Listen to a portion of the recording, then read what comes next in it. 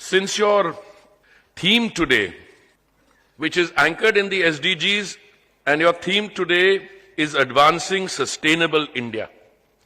And I thought it will give me an opportunity to speak about what we are doing on the sustainable agenda in the two ministries with which I have the privilege of being associated and what we are doing in India. And I think the facts are pretty well documented. But before I go on to the India story, let me also say that in any discussion on this, when you reach the halfway mark of the implementation of the Sustainable Development Goals or Agenda 2030, there is cause for worry. That is cause for worry. Why?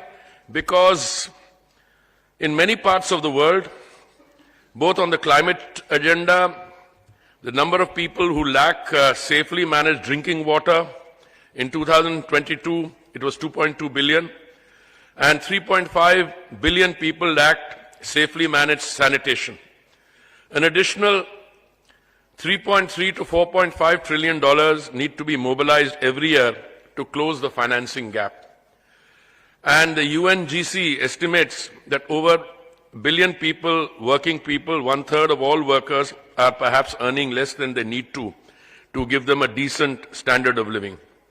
And if you want to continue with these gloomy, pessimistic studies, it also says that at the current rate, it will take 140 years for women to be represented equally in positions of leadership in the workplace, 300 years to end child marriage, and 47 years for equal representation in national parliaments. But that, my friends, is the global story. The India story is very different.